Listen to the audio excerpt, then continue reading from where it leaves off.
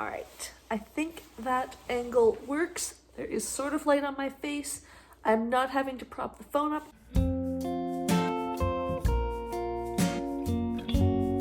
Hi everyone, Rosie here. Welcome back to my channel. It's been a little while. I don't want to say I've been busy because there hasn't actually been like anything I've been busy with particularly outside of just, being an adult who has a job and, takes care of themselves, which isn't particularly busy, but it's been feeling busy lately.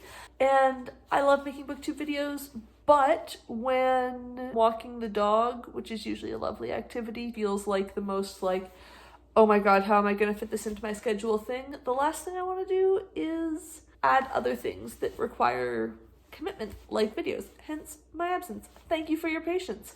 Welcome to everyone who has joined me. I think Shelly did me. I'm also terribly behind at my booktube watching, I'm afraid. Thank you to everyone who stopped by, who subscribed. Welcome. I hope you will enjoy my videos, and I look forward to getting to know you.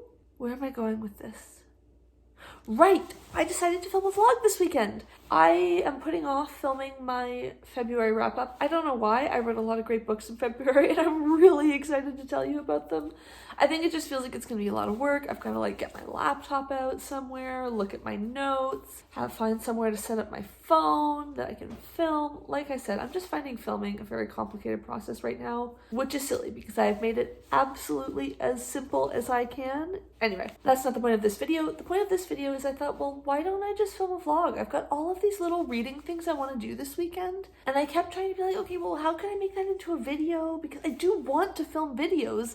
I've got ideas for things that I would like to do and film for you guys and like make into videos, but they never seem to be able to get from like, oh, that's a cool idea to actually a filmed video. They always sort of die in that like, oh, cool idea, but then how do I make it work stage?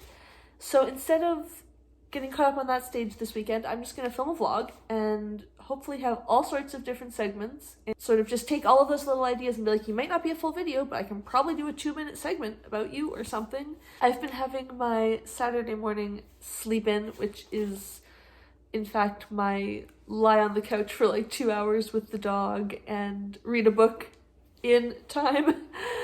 We are so lucky that Hayden is not a morning dog and he loves to sleep in, especially if someone comes down to cuddle with him. I've been reading The Husband Hunters by Anne de Courcy. This is subtitled American Heiresses Who Married into the British Aristocracy. It is, as you might guess from that subtitle, a non-fiction history book about the phenomenon of very, very wealthy young American women marrying aristocratic but pretty broke British men in the late Victorian and Edwardian period. I'm about a quarter of the way through and I don't know what to think yet. Parts of it, I'm like, this is super interesting, this is super fun, I'm vibing with this is great. Other parts of it, I just keep having this feeling that I can't back up with anything, that I'm questioning the author's research and her conclusions. I don't know why. If I had something I could point to where I was like, I think that's incorrect, or I don't think you've fully considered that situation, I might feel more confident with this criticism, but instead I've just got this vibe that something about how she's presenting this information makes me go, have you delved into this as deeply and like considered all sides of this as you should? This feels simplistic, I guess. That feels really, really rude, but it's an interesting book though, so I think I'll keep trying for a bit longer and see how it continues.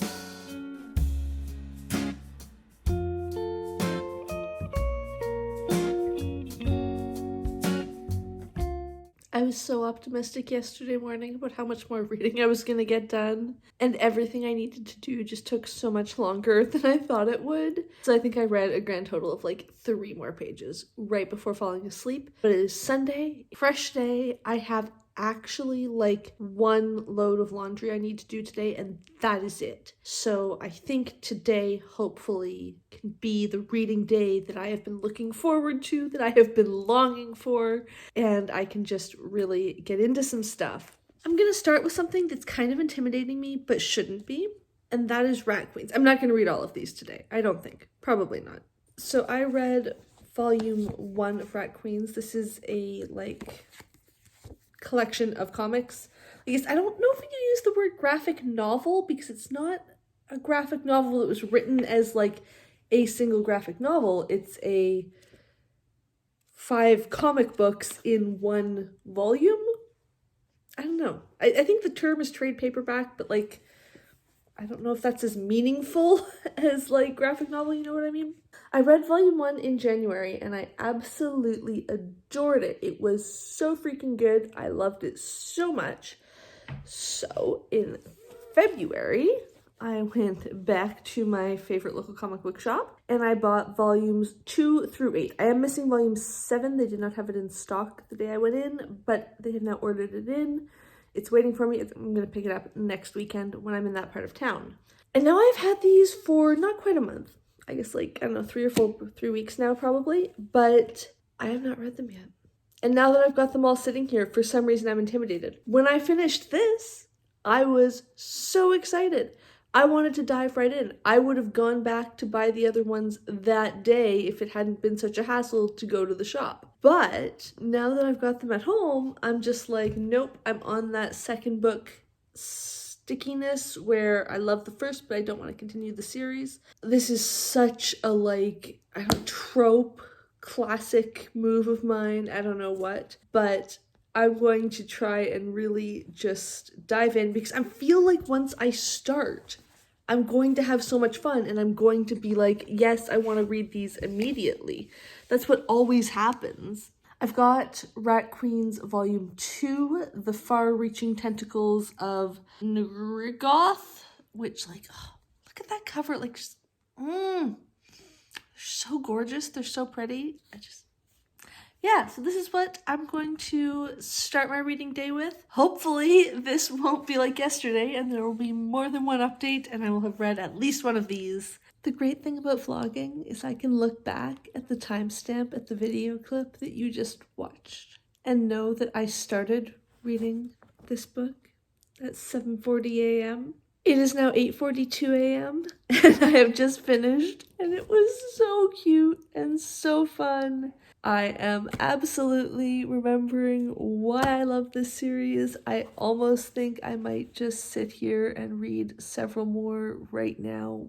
It's a delightful Sunday morning. I'm just going to continue to enjoy some lovely hot tea, maybe make myself some breakfast, and snuggle up with some great comics, my dog. Oh, and as to the actual, like, what did I think of this book? Well, I mean, obviously I enjoyed it very much. You can tell that. I wouldn't be sitting here saying I want to read all of its sequels right now if I wasn't having fun with it. I think this will really appeal if you just like tropey fantasy comics, or if you think that sounds like a combination of things that you would enjoy. I'll admit I didn't know I liked tropey fantasy comics until I started reading this, and now I'm kind of like, oh my god, this is incredible. Very, like, referential, but, like, in a fun combination way. I think when I reviewed the first volume, I said that this had major Dungeons & Dragons vibes, and I stand by this. This feels like it could be the comic adaptation of an actual play show, or of someone's home campaign that they're drawing as a comic. Like that, it has that sort of storytelling vibe, except with a very smooth and edited and fast pace sort of pacing. And I just find that delightful. I think it's so much fun. The characters are great. I'm getting to know them more and more.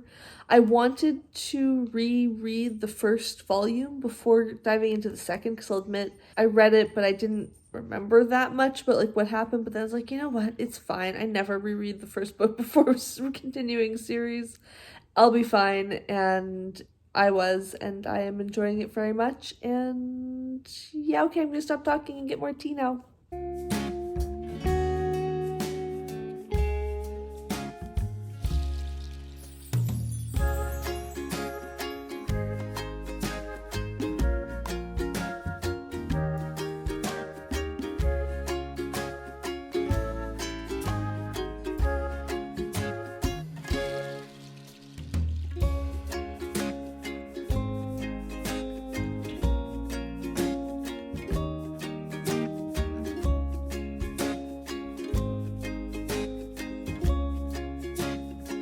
I'll admit, I only sort of like half know what the actual plot is going on with this series now. I've just finished volume 3, which was just lovely as well. This one is called Demons. Much shorter title. Still, as you can probably tell, just really enjoying this series. They're fun, they're delightful, they're just what my brain wants to read. I know that is not a helpful feedback for you, a person looking for a review on a book. But look, I'm wearing a fuzzy purple housecoat and a blanket. Hayden is dozing on the other end of the couch. Does this look like a place you're getting, like, well thought out deconstructions or something? No. Here, right now, we're getting this continues to propagate the cozy happy vibes, and I want to continue to read this series.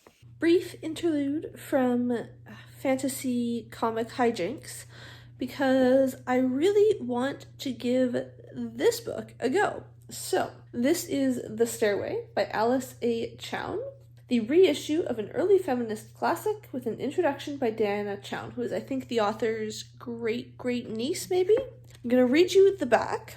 It is a great disadvantage to always be a lady. I did want to swear. Nothing makes me so cross as to have any idea answered by, "It would be immoral," in a tone of infallibility, ignorant that the basis of morality is custom. They were my guests, with conventional people. I conform to conventional standards, but I laugh about it afterwards. Does the author of the letter believe in God? One of them asked me. He believes in God as a principle in the universe, not as an autocratic being, I tried to explain. Oh, that explains it, she retorted quickly. God would not approve of such ideas. I was inclined to ask, who told you so, but refrained. May the good angel who keeps the social record place one mark to my credit. We had a long argument. They did not seem a bit disturbed, but the door had hardly closed on them before the news began to fly about town that I was advocating free love. So I actually don't know if this is a novel or a nonfiction book. I am getting the impression from that it's a novel, but I might be wrong. I have had this for so long that I need to just decide if it's for me or not. I bought this in 2017, right before starting grad school, and it is now 2023. It just needs to go one way or another. So, I've just put on a face mask. I'm going to set a timer for 10 minutes. I'm going to read 10 minutes of the beginning of the actual book. The bookmark is where the stairway part starts. It's like a quarter introduction. I'm going to skip that for now. If I read the book and I like it, I might go back and reread the introduction. But for now, I'm going to just start with the actual book and see if I think I want to continue it or not. Let's try this again. As soon as I filmed that long, chatty intro with the huge reading of the description, I remember that I had to go turn over my laundry, so I didn't end up sitting down then doing it. I've done a few chores, and I'm going to try again. I'm actually going to set a timer for 10 minutes now. Okay, I've had a little read, and I did a little Googling because I wanted to know what I was getting into before I said anything else. The book is a series of diary entries that Chown wrote between 1906 and 1919. They start when she was 40 and her mother had just passed. So for her entire life up until that point, she'd basically been caring for her mother, who'd been sick for basically Chown's entire adult life. So her mother passes and she's all of a sudden free to travel. And this is apparently her journal, her diary entries from some of that period. Chown herself was an early feminist in Canada, so that's kind of interesting. I think, based on reading the entries, this is going in the, it can stay on my TBR, but I'm not going to read it right now pile. It does seem interesting. I think I would like to read it and actually read the introduction at some point and stuff. It does seem really, really fascinating and just, interesting for what it represents as a beginning point as much as anything, I guess.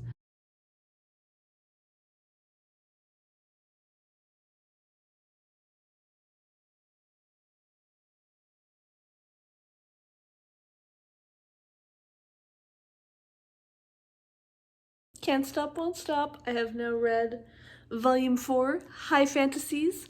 I was a bit confused when I started this volume because I felt like I had missed something. Like, it felt like things had happened between the end of the last volume and the start of this one. But I can't find anything listed that's, like, supposed to go in between. So I don't know. Maybe I just wasn't paying close enough attention at the end of volume 3. That would not surprise me right now. Yeah, no real review to come. So, like, I'm not going to drag this on any longer than it needs to. Let's use this absolutely stunning late afternoon sunlight to share my, well, maybe not my last endeavor of the weekend, but my latest endeavor of the weekend. I made a batch of 10-cup Ranger cookies. Hayden, you are not getting any of this. You do not eat cookies. This is a recipe that I first found when I did a Tolkien cook-along on Lana of Lana Ex Libris's channel. It was super fun. I think it was with Margaret Pinard and Amy of Potato Brarian. And I actually just really love this recipe. I do it all the time. This is a new version that I've made. It's got like a peanut butter-ish cookie base, and then you put oats, and then this one has salted peanuts, raisins, and M&Ms. Because I wanted to make like trail mix in a cookie, and I won't lie, this is not the first one I've had. It's successful, they're super tasty. 10 out of 10 will keep me fueled to keep reading.